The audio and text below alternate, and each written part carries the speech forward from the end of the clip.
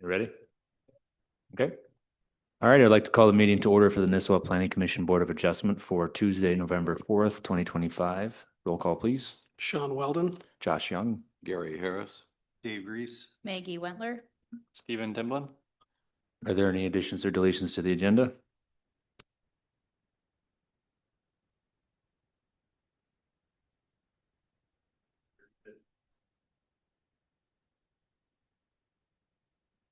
Okay, I'll entertain a motion to approve the agenda. So move. second. All those in favor? Aye. All those opposed, motion carries. Next, to approve the meeting minutes for October 7th, 2025. Are there any corrections or additions to those minutes? There were none in the packet for today. We're still compiling those. Okay, hearing none, I'll entertain a motion to approve the minutes. So move. Second. All those in favor? Aye. All those opposed, motion carries. Next item is an open forum. Is there anyone present tonight that would like to speak towards something not on the agenda this evening? Okay, move on. Moving on to public hearings, I'll entertain a motion to open the public hearing. So move. Second. All those in favor? Aye. Aye. All those opposed, motion carries. Okay. First item is conditional use permit application 025-25 to obtain a conditional use permit for the construction of a new commercial structure with a dwelling unit above a commercial use within the Highway Business Zoning District. Subject property is located at to be determined Commons Drive, PID 281-40663.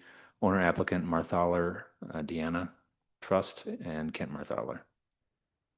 I do have an update on this one. I received an email request from the applicant asking to table this once more, and he has also submitted a 1599 waiver for the statutory deadline for a decision. So applicant is requesting at this point a table motion from the Planning Commission Board of Adjustment. Okay. For another month.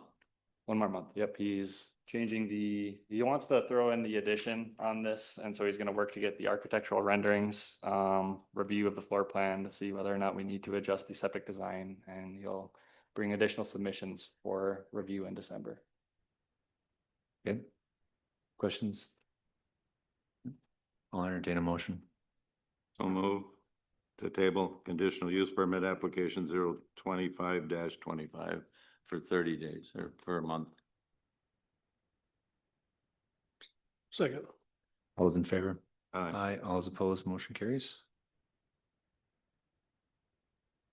Next item is variance application 030-25 to obtain a variance of deviate from maximum tower height, maximum impervious surface, and setbacks to residential zone property lines and structures within the public and recreation zoning district. Subject property is located at 25636 Main Street, Nisswa, Minnesota, PID 281-10763. Owner applicant Nisswa Economic Development Authority, Woody Krog from Verizon Wireless. Is Woody here? Okay. Make sure the green light is on the microphone that we can hear you. It's on. You should, All right. I can hear me. Thank you. Good evening, Woody Krog, here representing the applicant Verizon Wireless. In this variance and eventually the conditional use application that's next on the agenda. Yep. Thank you. Stephen, your staff report. Thank you, Chair. So we have before us a proposal for a monopole communication tower. First, for this request, we have to handle the variance application and address any deviations that are being proposed for this use from local standards. In my analysis, I've determined that there's a few different variances that would be proposed to be deviated from. The Public and Recreation Zoning District has a 15% impervious surface maximum.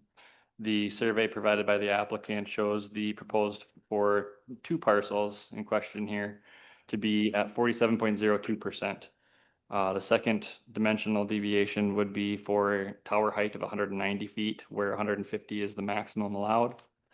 The third would be a variance for setback of nearest residential zone property of 70 feet 5 inches, where 500 feet is required for the construction of this tower. Fourth, we have a variance for setback to the nearest property line of 33 feet 9 inches, where 190 feet is required for the construction of this tower. Fifth, we have a variance for a setback to the nearest structure of 9 feet, where 190 feet is the required for maximum, or for this tower's height, sorry. And then the sixth and final variance that I determined in this review was for the height of the security fence to be 8 feet, where the ordinance standard is 6 feet for the max on an overlay counter permit type process.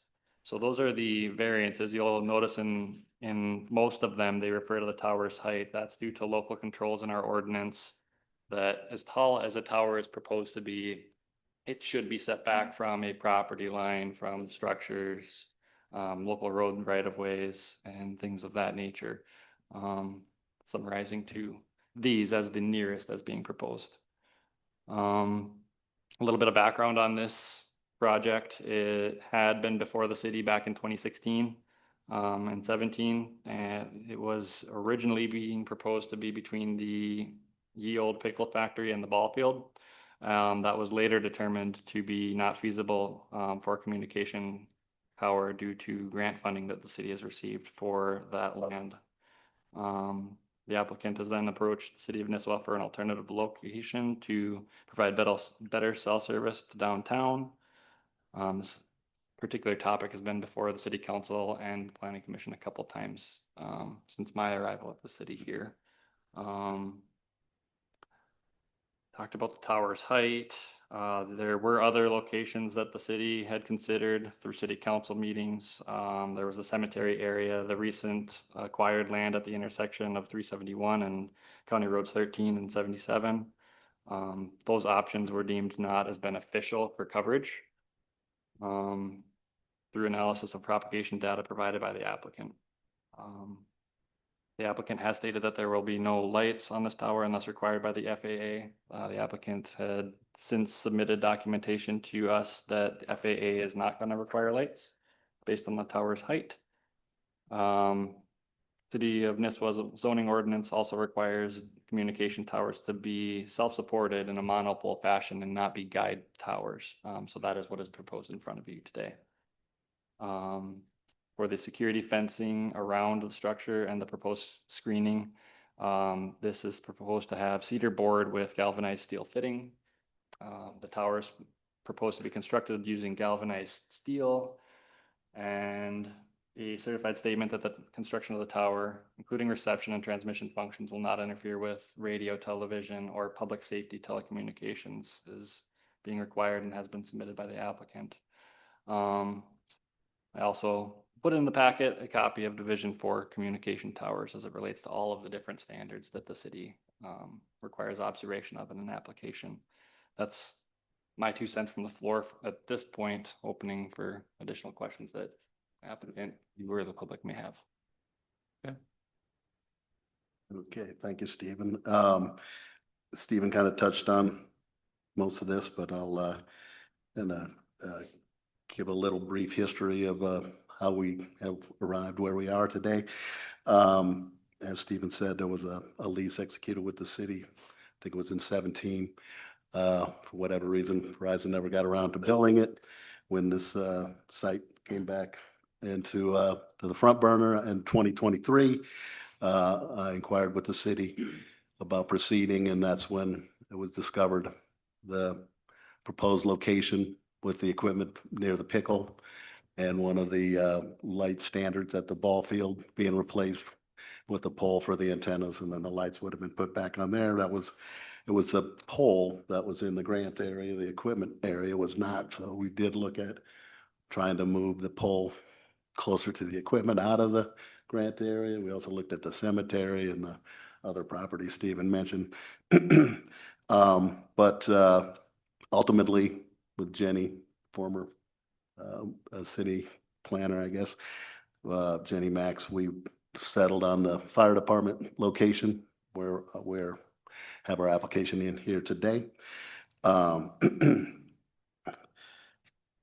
So that it was the reason we settled on that location, the preferred location, is that of all the proposed locations, this location will provide the maximum improved coverage and capacity that Verizon needs for the downtown area, as well as areas of poor coverage on the outskirts going out of town, I guess, to the north and the east that the city council had brought to our attention, where they were hoping we could provide some relief and more coverage in those areas. So that's also how we got to the 190-foot tall tower proposal. The higher the tower, generally the further it can transmit in larger coverage area. So the pole depicted here on the drawings on sheet T1 of your drawings in your packets. So 190-foot pole with a 9-foot lightning rod, and keeps us under the 200 feet, which prevents having to light the tower. Regarding improved coverage and capacity, in your package, you also have these coverage maps, propagation maps, we call them, that show the improvements from what is existing without the tower to what is proposed with the new tower. So on the, I guess the left here is the existing, the red areas are the bad areas. This green area down here is what's provided by the tower, provided with the existing site on the north side of the golf course. You can see with the proposed tower, all of this new green and yellow area is all improved coverage that would be provided by this tower. And you can see how the golf course down here and the new tower here will connect. And the new tower will greatly take some of the stress off of that tower at the golf course. Lots of safety issues with the tower. In speaking with Stephen earlier, if the city ever wants to see any of the towers get inspected on a regular basis, and if we can always supply that latest report at the request of the city, whenever the city requests. Usually it's a 2 or 3 year inspection schedule where all climbers inspect every bolt and connection and everything involved with the tower. Regarding aircraft safety, as Stephen said, no lights based on our airspace analysis, where we're under the 200 feet. 200 feet or above, you may know, automatically has to have lights with the FAA. So 190 plus a 9-foot lightning rod keeps us under that 200 feet.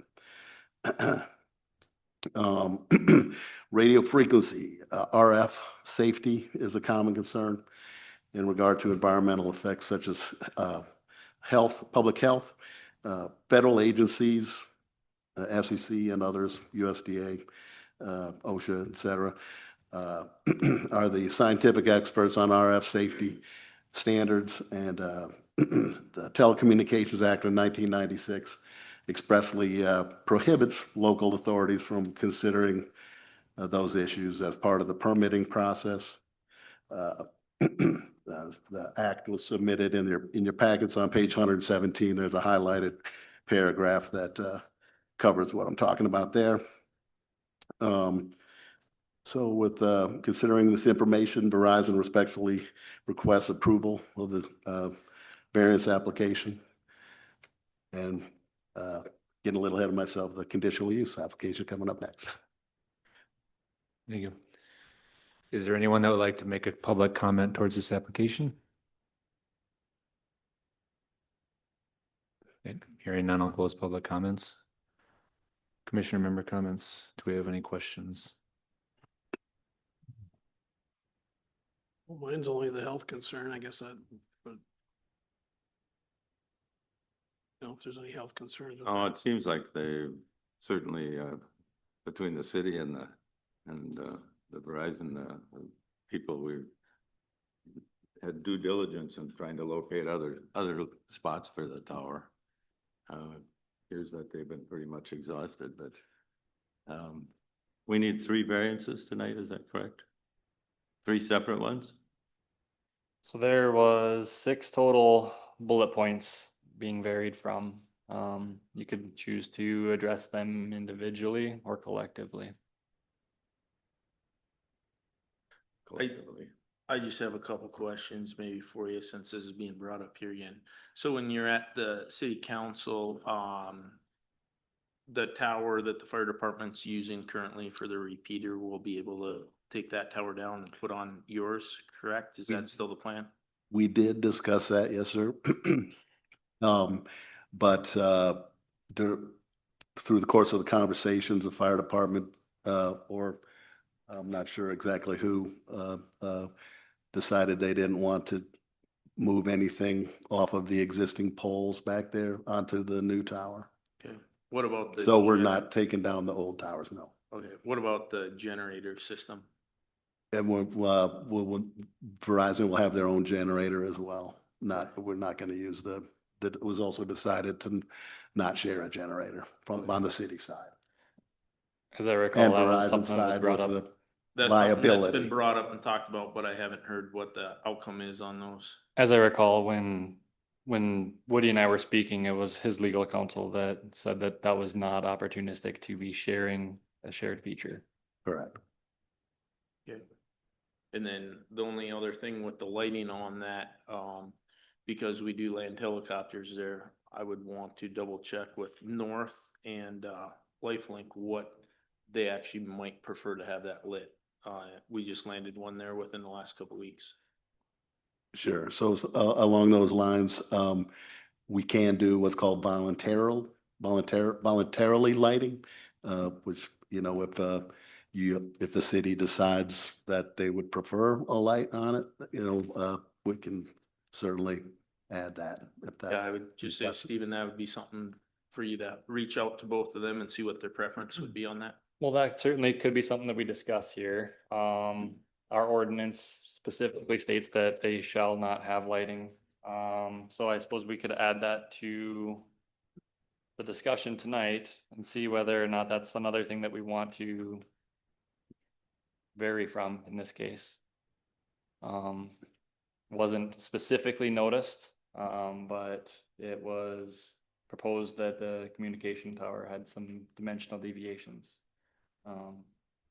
So I Something binary. I would say that's a question we want to push back to North and Lifelink to have answer for us. Okay. Could we propose language as a structured condition to this variance approval that prior to land use permit issuance, we get the affirmation from, who was it again, did you say? North Memorial and Lifelink come in and out of there.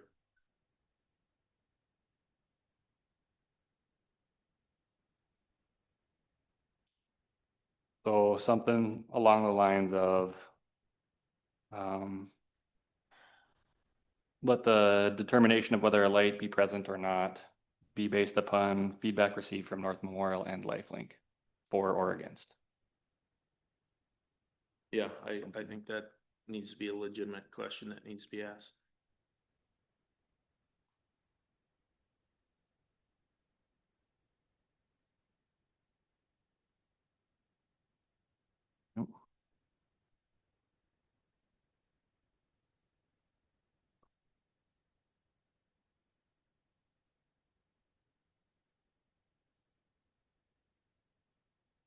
So I just have a question on that. So if we proceed, if after you're in research, can we have a vote tonight with that being a condition of the vote? Okay. Yep.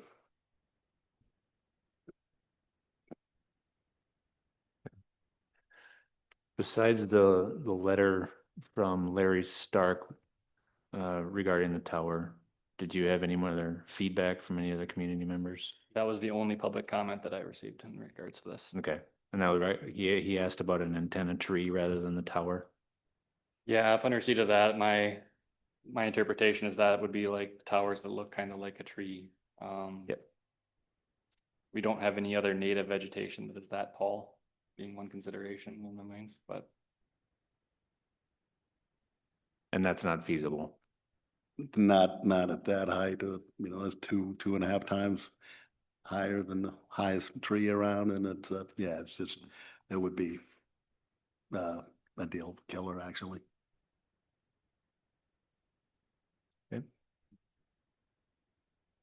Gary, do you have any questions? No, I think we should, we have to deal with these 5 questions and the findings of fact issue variances, but I think we should be doing this collectively rather than individually, because they're all gonna virtually be the same, I would think. Yeah. Just to reiterate, you didn't hear back from Hills Crossing or any representative from Hills Crossing? No. Okay. Yeah, I'm fine with doing it collectively if that's appropriate. Seems like it is. So how we do a variance application is I have to go through these specific questions as we go down, and then it's a yes or no from the members here, so. Number one, is the variance in harmony with the purpose and intent of the ordinance and comprehensive plan?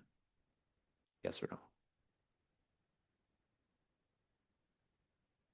It is, it's, it's part of the downtown process, the urban lifestyle, so I mean, and facilitating business and communications. Okay. Sean, do you agree? I agree. All right. Number two, is the property owner proposing to use the property in a reasonable manner not permitted by the City of Nisswa Code of Ordinances? Can only be used for one purpose. Yeah, Yes, I agree. Okay. yes. I say the pole it can only be used for one purpose, and that's telecommunications, so. Number three, is the need for the variance due to circumstances unique to the property and not created by the property owner?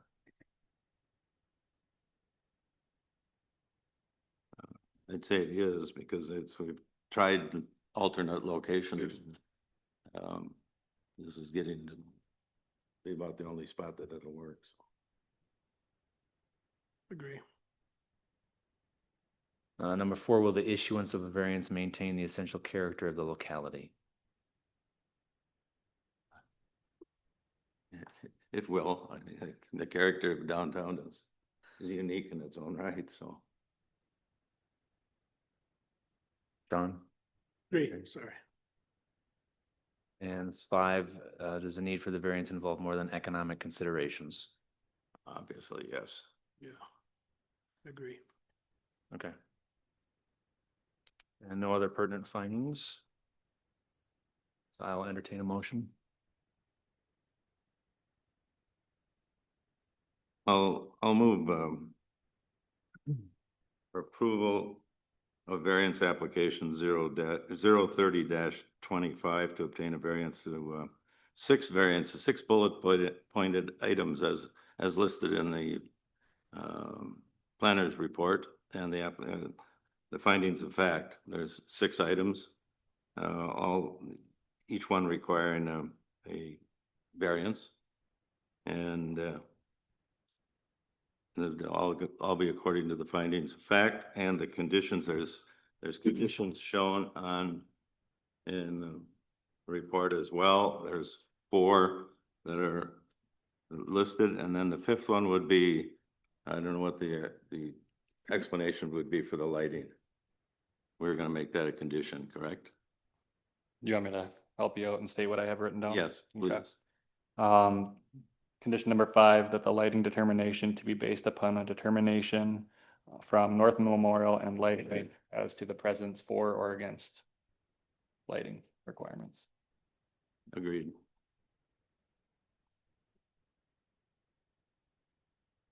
Right. Did we get that? Second. All those in favor? Aye. And I will oppose. All right, motion passes. Next item is conditional use permit application 031-25 to obtain a conditional use permit for the construction of a 190-foot monopole communication tower within the public and recreation zoning district. Subject property is located at 25636 Main Street, Nisswa, Minnesota, PID 281-10763. Owner applicant, Nisswa Economic Development Authority, Woody Krog of Verizon Wireless. So this is just a normal. So now that we Condition. are past the variance, so we're no longer analyzing deviation from local ordinances. Now we're evaluating the use impacts and trying to mitigate them if possible through conditioning. So in my staff report for the CUP, the nature of the request is a conditional use permit for the communication tower, which isn't allowed use through a conditional use permit pathway in the public and recreation zoning district, which fits the zoning designation of the subject property. There are minimal ways to mitigate an impact site-wise, like screening-wise for such a structure. So our ordinance has standards that the color of the structure be either light blue or generally blending in with the sky behind it. Whether it's blue sky, gray sky. So I think that the galvanized steel is as close without requiring painting of the structure to what you might see behind it. It is proposed to have a security fence around it, which will deter any type of violation of that compound. There's a lease that would be needing to be executed between the city and the applicant in this case for utilization and maintenance of that tower and its facilities. And we had evaluated other locations, none of them seem feasible in this case.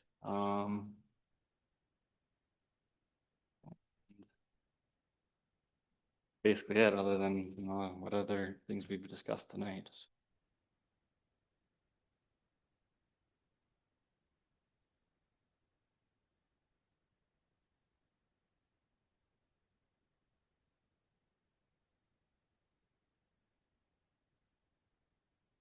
Okay.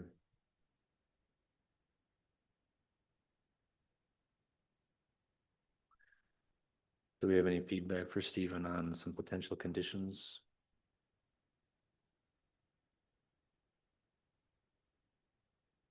Do not. Well, what was your analysis with regards to screening? I think that the proposed height of the security fence around it was a good bonus from the applicant as a suggestion. They're also volunteering the cedar board for that. How do you screen a 190-foot tower? Yeah. What is that, seven? Best as you can. 17 stories tall? I mean, that's the height, isn't it? Yeah, something. Can I say a word on that? I think your ordinance requirement is 6 foot on the fence. So we're suggesting make it 8 feet, which will at least conceal the equipment on the ground. And all you'll be seeing sticking above the fence is the pole itself. So you are putting cedar up on? Yeah, 8 Around. foot rather than the 6 foot required by the code. And we also kind of had it slid to the side of the fire department building, so it's going to barely be noticeable. The base of the tower will be barely noticeable from the street. Okay.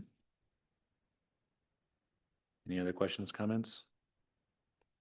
Oh, Yep. Being none, I'll entertain a motion. I'll move for approval of conditional use permit application 031-25 to obtain a conditional use permit for construction of the 190-foot monopole communication tower, et cetera, according to the findings of fact and the planner's report. And no conditions, I guess, other than you've agreed to a taller fence. That's about it, right? There are 4 potential conditions in my staff 4? report. Yep. Okay. One pause I forgot to take. Because I did it in the first, but I should offer it in the second. Is there anyone in the audience that would like to make a public comment regarding the conditional use permit application? Okay, just wanted to have that there. Thank you. All right, so we got that. We got the conditions. But putting back the conditions approval as presented, I'm just looking for a second. Second. Again, all those in favor? Aye. All those opposed? Me. Thank you. Okay, thank you.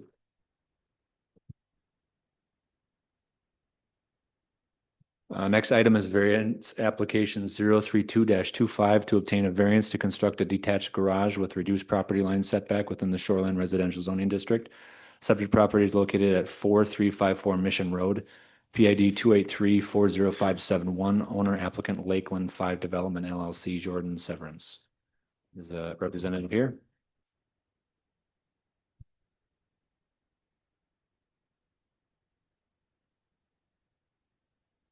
I'm Jordan Severance, representing Lakeland 5 Development, seeking approval for this variance. Yeah, thank you. Stephen, your staff report.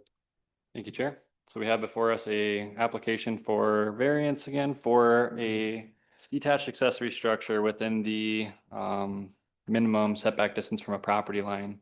Applicant is proposing to put a 1,856 square foot detached accessory structure 11 feet from the property line, where the ordinance dimensional standard is 30 feet for structures exceeding 1,200 square feet in size.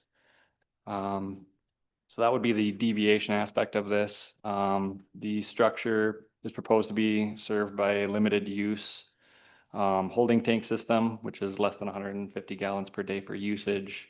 Inside the structure, there's proposed to be just a bathroom, no living quarters, so we're not permitting a second structure containing living quarters in this ask. It's just accessory use.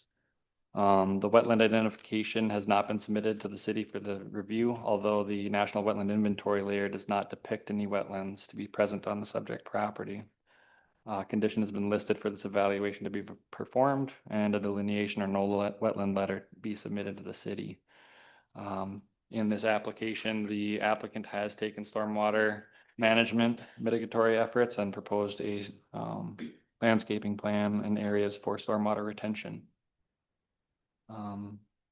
That's what I have in my staff report, opening it up to public and applicant. Would you guys give a brief overview of the proposal? So we're looking to put a detached structure on the property. We're wanting to get within the setback that's stated by the ordinance just because of various circumstances on the property itself. The southbound neighbor to us, their driveway is encroaching on our property to an extent which is limiting where we're able to put the detached building. And then also the nature of the lot narrows from 100 feet down to 80 feet towards the road.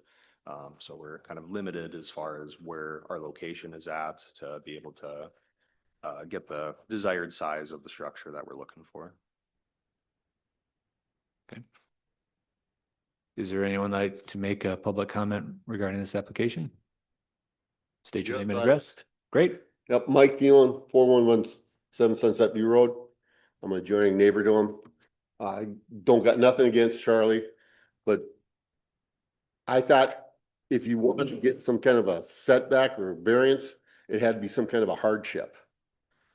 There is no hardship here because I believe you're selling the property, right? It is sold, right? So what's the hardship? So now I gotta look at a building. He's profiting off this. And if you let this go through, you know, not allowing him to have the 30-foot setback, you open up a can of worms. Cause I know two other neighbors that wanna do that with these lots, and I'll be the third one. And I can put up a lot of pole buildings on my property, and maybe I'll do that, and then I'll just sell my property and leave too. Now, Mission Road is a beautiful scenery area. This is gonna junk it up, and we don't want that. And I think Dresser has a letter too. Sorry, yeah, we did receive a letter from Gresser and his legal counsel. And I just found out about this last week. I got the letter in the mail. I was in Panama Canal for 18 days. Lucky I got back a week early, or I wouldn't even known about this. When I was trying to build my property, you guys said it would take 6 months for me to get a permit, unless I stayed with the original subject. They're already breaking ground. They're almost ready to pour concrete. There, I don't know if you guys all visited the site yet. Yeah, it's quite the eyesore. That's all I got. Okay. Any other questions, comments? No, come to the podium and state your name.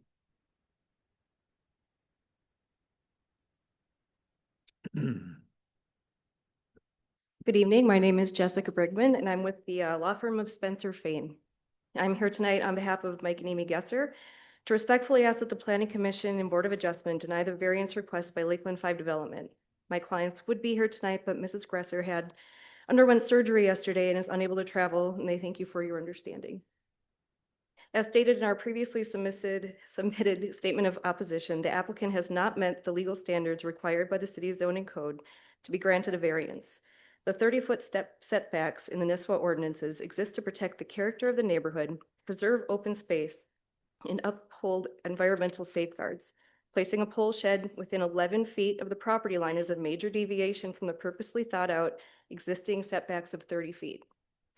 A review of the property on which the variance is being sought shows there are available alternative sites. Additionally, adjusting the driveway placement would meet the setback requirements. Alternatively, if the applicant was willing to reduce the size of the building's footprint or driveway, a new pole shed could be placed at the proposed location within the current setback requirements. In short, there are multiple reasonable alternatives to granting a variance. What concerns us in addition is in light of the reasonable alternatives, it appears this request is one of economic convenience. Minnesota state law is very clear that economic convenience is not a permissible reason to grant a variance.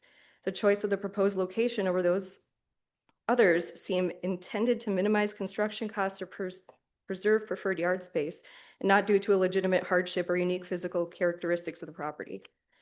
Lakeland 5 Development has not demonstrated any practical difficulty or unique physical condition that justifies granting this variance. They have not shown that this request is based on anything other than economic convenience. Our other concern is that the approval in this case would set an unfavorable precedent, weakening the integrity of the zoning framework and inviting further non-compliant development that would degrade the quality and character of the neighborhood.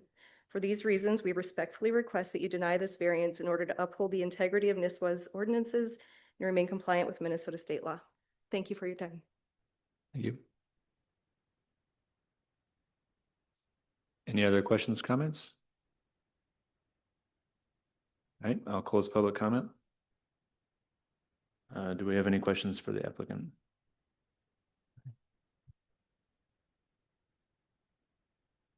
Could it be placed somewhere else besides that spot?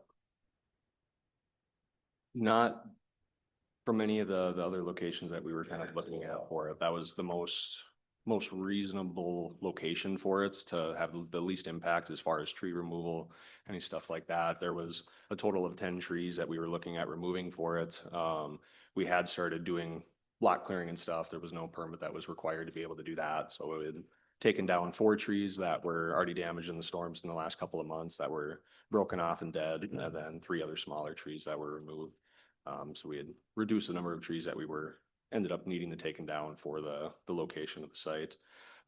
So far, it's just been a little bit of the topsoil grading and that little bit of tree removal. That's kind of the progress that's been made on it. Simply because if the variance here doesn't go through, then we can still do it with a county permit for a smaller structure. But we're actually trying to get the building at a 15-foot setback, not 11. The survey showed 11 feet on there, but I think the application had 15 on there. The application depicts a dimension of 11 feet from the property line. 15 feet is actually the setback that we're looking for it. So we're not trying to push that all the way to the 10-foot setback from the 30. We're trying to go to about 15 feet, and that was the space that we thought was reasonable for the size of the building and the location of everything else on the property. The dimensions that I show on the actual internal component of the structure are 32 by 58. Is that correct? That's correct. And if 15 feet were to be considered, would you be able to provide an updated certificate of survey? Yes. Yep.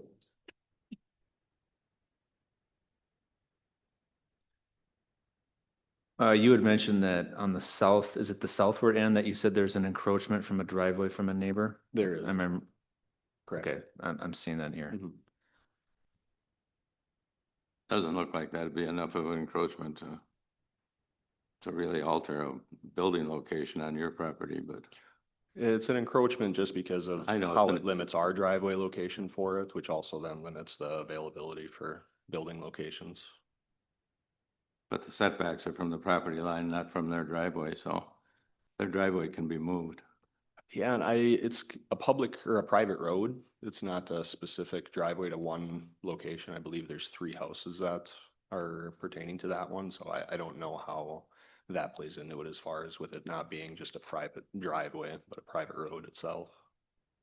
If you relocated your driveway, pushed it over further south, the driveway, then couldn't you flip the building the other direction and then end load or have your driveway, the entrance to it coming from the east rather than the south? Maybe, you know, that, it's still, you may have to make that building a little smaller, but you'll get it over closer to the driveway if you move your driveway left. Right, and the south. building location that we have is more or less where the driveway is currently furthest to the south. As it sits on the property, that's the furthest south that the driveway is at on the property. And like I said, the lot narrows from 100 feet down to 80 feet, which is just kind of constricting us as we get closer to the road there. And we're trying to do this partway down the property. We're not trying to do it up kind of towards the lake. You know, it's not meant to be an eyesore from the lake or anything like that. It's just a residential detached garage with a workshop in it. So. Sean or Gary, were you able to go out there before? I was out there today. I took a look yesterday. Okay. It was hard to tell what was going on. One of the letters that was submitted was talking about the possibility that you've been grading off of your property onto the neighbor, but I don't know if that's you can't incorrect. tell, just look, you know. from a Yeah, glance, there's a but- tree separation between our property and the neighbors of Okay. about 15 to 20 feet of just solid woods. There was stakes there that were ribboned off that show the property line. When I was there, it showed it. And there was a surveyor out there yesterday that Yeah, was they were there remarking when out I that was north on property site. line and the south property line. It was,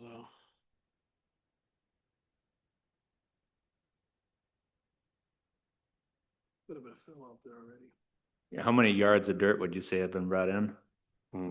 That I'm not sure. I haven't been out to the site recently. Okay. I think some of the concern that we're hearing is that it's your trees, you're able to cut down the trees, but you're already grading the site and it's already staked off. And you said that if this were to be denied, it would still go in that spot. It would just meet the setbacks. Is that what you just? It would just be a smaller building, which abides by the 10-foot setback rule. So if we went to a smaller building, we could go closer to the property line than we're proposing right now. Okay, so it would go there anyway. It would just Yeah. not. It's just a Not matter have of to- the size that we're wanting to do requires a 30-foot setback. And we're trying to get that down to 15. Okay. I think one of the major problems that you run into on variances is when the neighbors are not agreeable to what you're doing. And it really makes it difficult on It does. yeah. us. And that it's difficult because that north neighbor, Mike Gresser, he has 4 detached structures on his property, but for some reason us having one there is a big concern. Well, Each application is, we have to look at the Mhm. application that's submitted. That's. Oh, I understand. I don't know, it looks to me like the solution is having a smaller building. But So how, so do you know, like, I can't see off of this, how wide it is in that space? So if you have to have a 30-foot setback, I think Can you, you're can talking. you blow that up, Stephen, on the? Yeah, I can You're talking kind of help portray You're that. you're so- needing 60-foot of setback before you can even put a building in. So that location right there is the widest point of the lot. And as it goes east towards the road, it narrows down all the way to 80 feet. So from point A to point B there, we're narrowing 20 feet throughout. And being a part way down, we're gonna be sitting at probably about 90 feet there, just shy. So 90, so you're talking about So- a 30 the foot building wide envelope would be 30 foot. with, Yeah, so if you have a 30-foot setback on each side, plus a Yeah. building, plus a driveway going through it, Well, the driveway could go through the setback though. That's, all the way to the lot line, or? no, your driveway that's existing now. Mhm. The driveway doesn't have to be within the 30-foot setback. Does it? is a much less restrictive setback, so That's a building setback, that's not a driveway surface. correct. This would be a structural setback. That's why I said before, if you could, tuck your driveway down closer to the south property line and rearrange the building over there. You could Yeah, probably and fit- You there's- could probably fit a 30 foot wide envelope then. It could, there's about 10 really nice tall pine trees, Norway pines, that are on that south side of the driveway there that we're trying not to remove by just moving the driveway simply for that.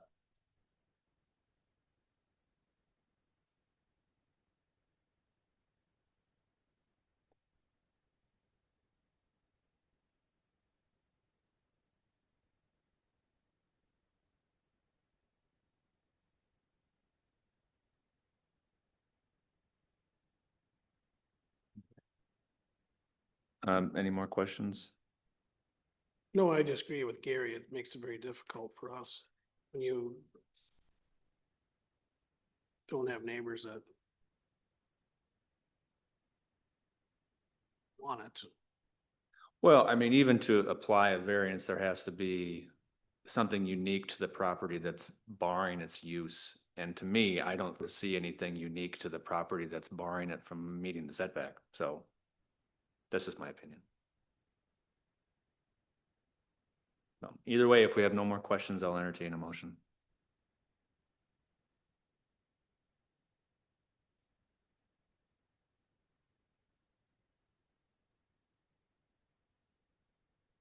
Um,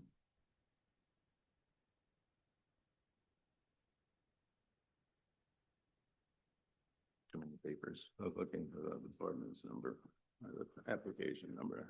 Lost my cover sheet here.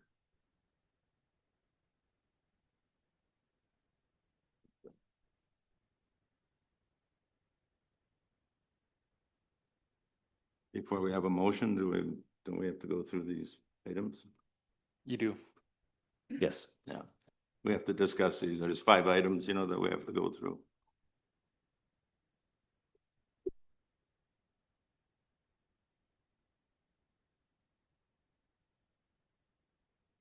Took my sheet. Forget these. Yeah, no problems. All right, the first question is the variance in harmony with the purpose and intent of the ordinance and comprehensive plan, yes or no? It's a stretch, but I'd say yes. The ordinance does allow variances in situations like this, but I'd say yes to that first one. Sean? I agree for the first one. Okay. 2, is a property owner proposing to use a property in a reasonable manner not permitted by the Nisswa City Code of Ordinances? That one I would have to say no. Because it's, I think there's another building size that could be in location that could be made on this property. Sean? I agree. I also agree. 3, is a need for the variance due to circumstances unique to the property not created by the property owner?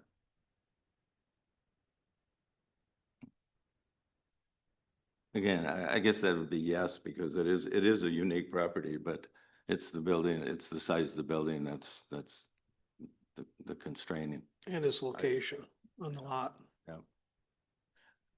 Number 4, will the issuance of a variance maintain the essential character of the locality? No. Just because of the fact that the neighbors are stressed over it. Sean? Agree. Yep. And last, does the need for the variance involve more than economic considerations?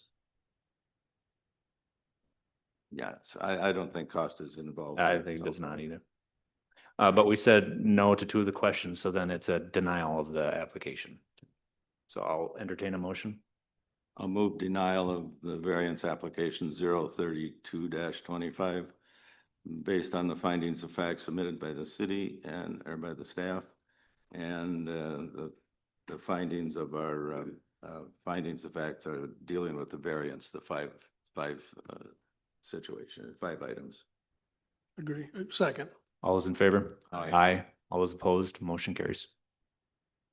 Thank you. I will entertain a motion to close the public hearing. I'll move. Second, all those in favor? Aye. Aye. All those opposed, motion carries. Next item under new business, administrative subdivision, Rudolph.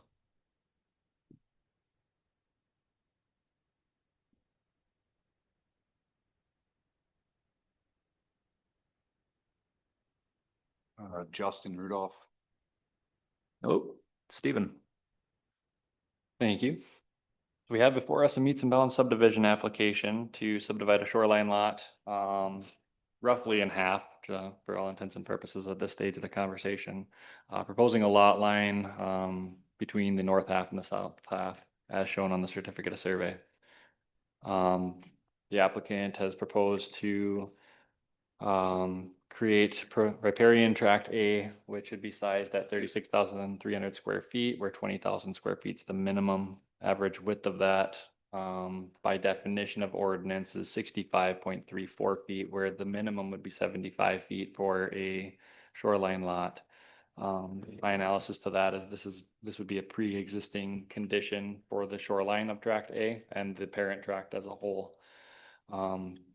If the subdivision and that lot line were to be drawn in there and approved, impervious on riparian tract A would be at 19.9%.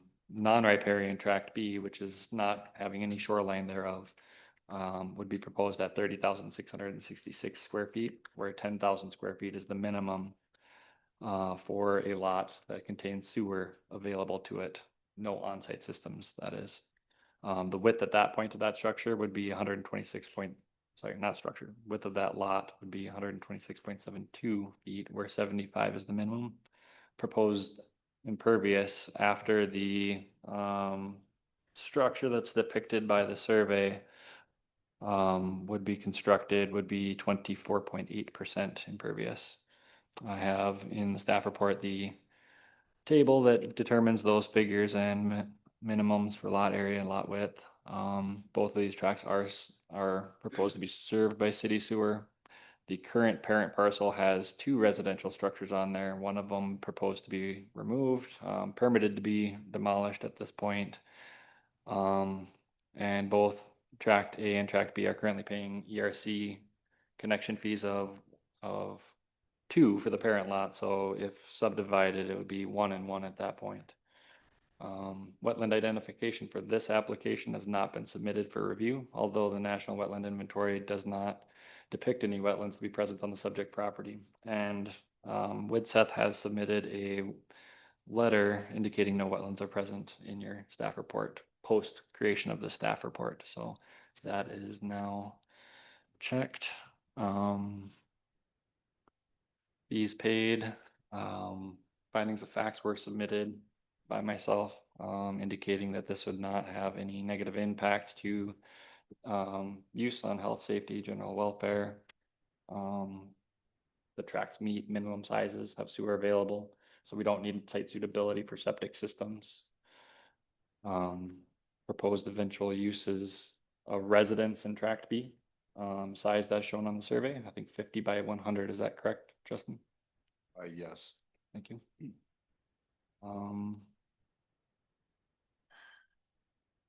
Yeah, any other questions that you have, the applicant has, public has in the audience for this application? Yeah, did we have any public comment?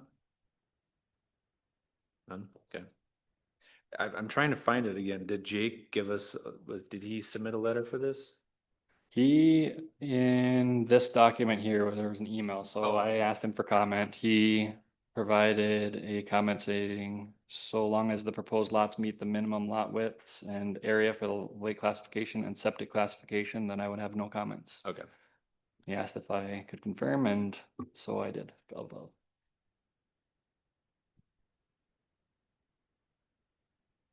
Do we have any questions? No. I do not. Yeah.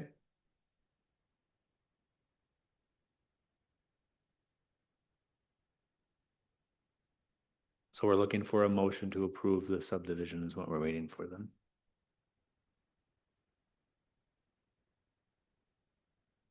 I'll move approval of the meets and bounds subdivision application 033-25. Again, as according to the findings of fact as submitted in the city staff report, and there's conditions, potential conditions. There's 4 listed in the there's 7 different findings of fact and 4 potential conditions for the approval. Second. All those in favor? Aye. Aye. All those opposed? Motion carries.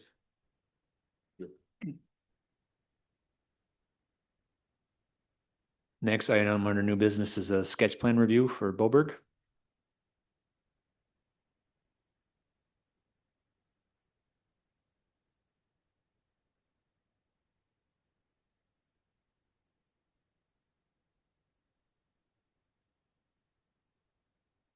Good evening. My name is Mark Runai, and Hi, Dan Bilberg. I'm here, and we are here today to talk about a sketch plan review for the Boberg property. That basically is, the area behind including the old lumber yard, the area behind those businesses that are on 77 on the north side of 77. You can see this. It's a very significant piece of ground. The Boberg family has owned this parcel for going on 100 years. I think it's in excess of 90 years. They are one of the first families here. They've been in business in this general area for a long time. We've spent a lot of time going through this to say, what are some of the things that services the community, because this is not just about how the last dollar is made. It is actually what's best for the community and what's economically feasible and practical in this area. And we didn't come in with an application today because we think this is such a significant piece of ground, and there are unanswered questions here that we are at the same time that we are working through the application process. We are working with talking with the Minnesota Department of Transportation, with the Crow Wing County Highway, with the Public Works Department of Nisswa. We're also looking at discussing this we've talked to some of our neighbors already about this. There's a need for housing in Nisswa. There's a high demand for some additional storage or highway, that kind of office warehouse kind of, the type of, whether it's machinery or whether it's the stone yard that's there, or, something in that area. And on the north end of this property, the big orange property there, that a good bit of that is backing up to the Nisswa sanitary sewer system spray field.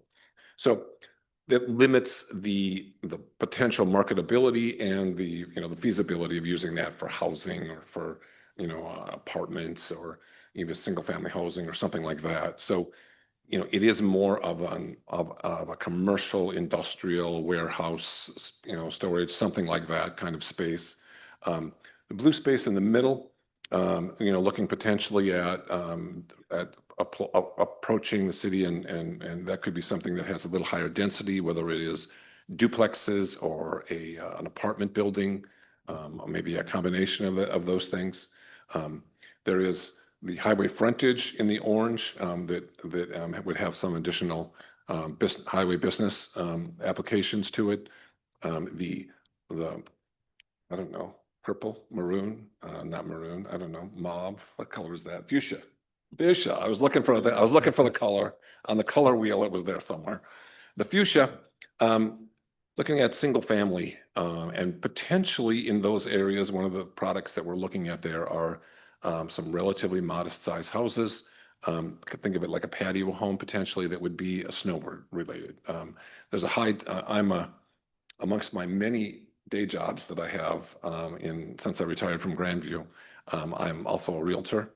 Although I don't generally I do resort real estate. I don't do a lot of residential real estate, but in our activity that we have, we're approached all the time with people who would like to have a low maintenance or no maintenance, something that's relatively modest size. They have a place in Arizona, they have a place in Florida, or they have a place in Texas or someplace else, and they're looking for a place to spend their summers. The The lakes are becoming prohibitive for a lot of people. So this is a way for, this is a way to build a product, to develop a product that that makes Nisswa accessible to a greater number of people. I mean, I think a couple of years ago I looked and the average sale price for a house in Nisswa was like $400,000, and I'm sure it's well over that now.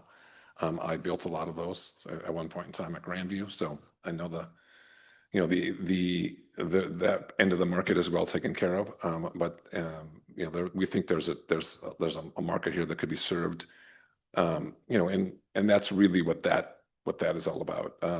Then there's potentially a little bit of business up in the orange that's in the southeast corner, and maybe a little more business on or a multifamily, something that is a duplex kind of a thing in the upper left corner of that open space. There's a large wetland there in the middle. We don't need any incursions or encroachments on those. The reason we're coming here is because of this has been, like I said, this has been in the family forever. The idea here is it's a complicated piece of ground. And rather than just cut it off and say, all right, let's just take 12 acres in the kind of the left corner, in the lower left corner, in the orange, and say, we're going to come in and do a plan for some office warehouse, that sort of thing, or come in and just do something along the golf course. We think good planning dictates that we take our time, that we work with the city, and we talk about things like, how are we going to get sewer in here? Can any of this be private roads? Does it all need to be public road? I know what your ordinance says, but there's some things. Where are we going to access 77? Because right now there's an approach road that is there, and they're entitled for an approach road on the very I guess that's, what is that, the northwest corner of this, so the lower right hand corner of this, that is actually, that field approach is there. That's what we call it in the country, a field approach, but that approach is there. And then the city has expressed some interest, and the county has expressed some interest in developing what's the word I'm looking for? A collector road, more of a collector street that would that would be accessing 77 up there, where the cursor is. So, in city sewer, there's not city sewer, that's readily accessible here, other than at Wendy's. There was a private arrangement made between Wendy's, the developer of Wendy's, and the city, where they pushed it under the road. Potentially there's an easement that exists there, and we could talk about that, and we will talk about it with them. The other thing is, if there's a collector road, does it dip to the south and become a frontage road, and dip to the east and connect up along the highway with Hazelwood, or does it carry on through, dip to the west and connect up with the road that serves the Nisswa Commons? So, nothing we're doing here is, there's no recycling centers or industrial waste sites, this is housing. This is mid-level housing, is what I would say. This is consistently the businesses that would be the kind of planning we would do for these businesses. It would be something that would be consistent, certainly consistent with what's in the neighborhood. So I could go on. Does this consistent with the Backage Road plan that the city's got through here now? Does it match or tie up with that, or? Yeah, that's what I'm looking at, is the information that was provided concerning Backage Road. This appears to coincide. It does, okay. Yeah. And again, but there's flexibility. Right. And again, with that access would require some condemnation of land. That's an eminent domain situation, or something. That's something that the city would have to do. There's probably some TIF financing that might take place for some of these improvements. There's definitely, either we do a development overlay district or a development district like we've done before. We've done one other of those in Nisswa, which leads for a little more, it's a little more open zoning, but everything that goes in there requires a conditional use. So I've done that. I did that about 5 years ago with a project connected to Grandview. And it's how we were able to work with, and I don't know if that still exists, but so there may be an ordinance change, or it may be a zoning change, or there's things like that that might be required. Before we brought in something that's like, hey, you've got to act on this today, we want to give you a chance. And we've also already met twice with 2 or 3 times with city staff. And we're working with the county as well. Dan, would you like to have some? Yeah, no, I think you covered it really well. I think the idea was just to get this in front of you, get some initial comments, any initial thoughts or feedback. I think the 2 biggest issues we're trying to work through and just make sure everyone's on the same page are on our 77 access and where does that go, and then the sewage connection and what does that look like? Like we said, for now, we think the connection, the best, most logical path is to connect near Wendy's, but there are other options. And then we think the best location for this backage road is kind of where the city of Nisswa has it. But there's different opinions on that as well. So we just wanted to put this out there and start to get comments on it. I think that as far as the projects, like the first project we plan to work on would be the housing here, the along the golf course lots. So the actual purple color, that's kind of phase 1, if you will. So that's kind of what we would plan to bring to you first. But again, we don't want to bring it in isolation. We want to bring it with the idea, because again, we have to look at, if it's a development district that allows everything with conditional use, then the city has some control. Otherwise, how does it meet that zoning in that area? But if we were to ask for rezoning, it's obviously something that's consistent with, it's a low intensity use. As most of these are relatively low intensity uses, other than potentially the multifamily is a little bit more intense use. The stuff to the west of here is a golf course, and that's going to remain a golf course probably for the next 100 years. The stuff to the land to the north or west of here is city sewer facility. So again, we don't see that changing. Directly to the north, we have Nisswa Commons, which again is that kind of office warehouse or warehouse thing. And then of course we have the frontage. There's some frontage on 371, where we have a couple of improved accesses. But I got a big hunch that the Minnesota Department of Transportation is not about to say, "Oh yeah, just drop it out on the 371 headed south." Yeah, they're gonna love intersection. I got a big feeling that I know their answer before I ask. So, questions, comments, thoughts, anything? So you're not looking at any what you call retail development in here at all? I mean, the only retail I would think would be potentially, what's on, something that would be serviced off of the collector road. Yeah, would but be it's got visibility on 371. Yeah, I got you. Because I mean, really, that's it's what you really want, is you want the businesses located between the highway and the that frontage makes road. sense. Yeah. So we think it's good planning. Okay. And appropriate. I like it. I like the idea. I've been waiting for this to come in at some point. I knew it was going to, because Carl's a pretty good friend of mine and I've known him for a long time. So, but he doesn't own the property anymore. So yeah, it makes. I don't have a conflict of interest anymore. Well, it doesn't, like I said, we think it provides some opportunities, some stuff that Nisswa needs, and some market driven. I think this would be good for the city. Anything else? Any other questions? Joe, any thoughts? Joe, you have a thought on everything, buddy. Right, yeah. No, I think it's great. It'd be a great plan, great addition. It follows the conversations that's been going for a long time in this area. I do think as a whole, the city just flat out doesn't have the zoning ordinances, the conversation, the talk, the plan put in place to do something like this right now. From the council level, we've talked about getting a economic development board committee put together in this town to help with projects just like this. And, you know, here's a prime example of it.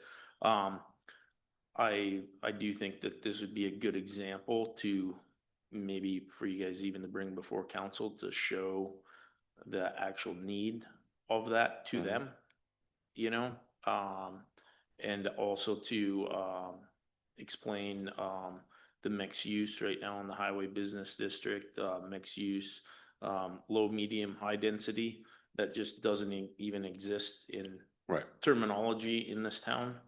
And so that's, I'll say, a educational piece that needs to be introduced here. But yeah, I think much like this property, the city just produced to the south is / would potentially look a lot like this. And so yeah, it's what we need in this town. It follows the comprehensive plan that was put together. And also to, you know, yeah, it's definitely a need. So I'd be all in favor, but yeah, I would say, I don't know if you guys are interested in coming presenting something like this to council at a high level for all those decisions that need to be made there outside of this group as we move ahead with plans like this.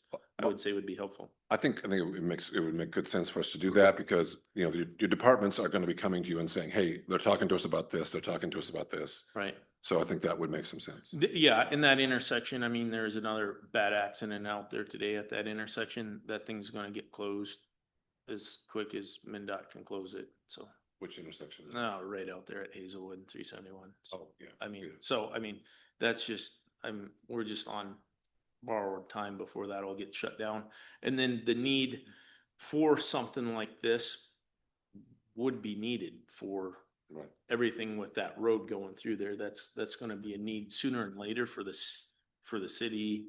It's also going to be a need for MnDOT. MnDOT accesses that for their own pit, you know, back there by the city. So Right. anyhow, I think, yeah, I think this should be looked at, you know, on all different levels right off the get-go. But yeah, happy to talk to the council and meet with the council on that. Don't forget that there's some long-term, there's preliminary planning going on with water systems for the city too, and it'll obviously gonna impact costs and everything, so, It would be really close to, you know, we could be your first customer. yeah. I could say that, you know, it goes hand in hand, this type of density with the infrastructure. They complement each other. They're going to help each other, you know, from a feasibility standpoint. So the density and city utility, backage road cost of that infrastructure really depends on this level of density to make it happen. And so this is consistent with that. We've been encouraging the city to, you know, look forward and establish the corridor as soon as it's able to. And, you know, this is exactly what's needed to help establish that sooner than Between later. things like the accident where it happened and things like, which is highly unfortunate, and the idea that, you know, we don't want to just develop that little road coming in off of, you know, by the power substation, across the power substation. That doesn't really help anybody. That's not good planning. It's not good. It just isn't, it's not the right way to do this. So that's why we thought we'd come here, prep everybody for stuff that's coming later, work together on this, work with the council on this, work with the department heads on this, and then just work our way through this and see if we can't get this rolling. So. Thank you. All right, well, thank you very much for your time. Yes. Thank you. Yep, Appreciate thanks for stopping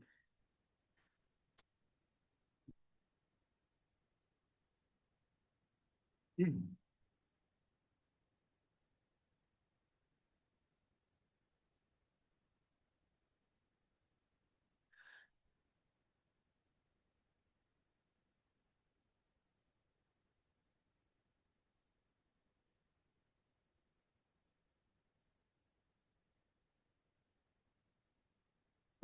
Moving on, old business, we have none, city planners report. Thank you.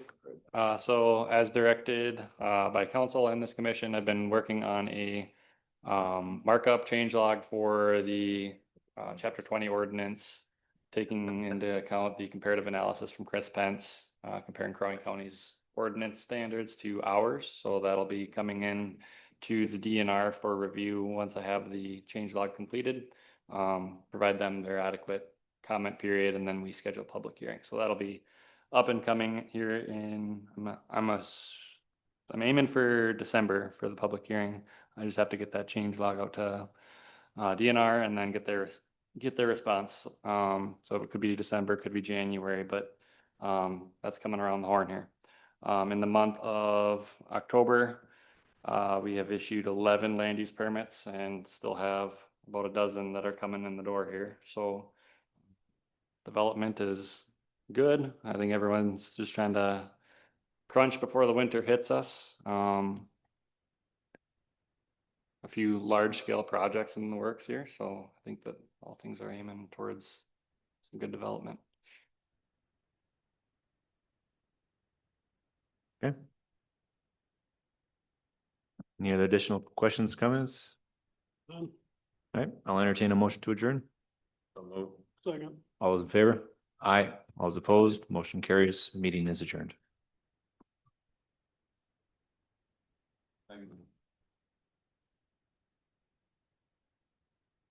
Yeah.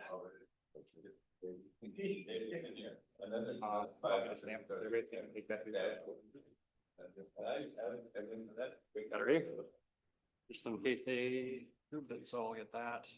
You have a few minutes, just wait in the lobby. I gotta bring my desk. I'm gonna sign the loan boundary line adjust about lot line split application. Get your copy of that, get a copy of this pile and close up. Keep that.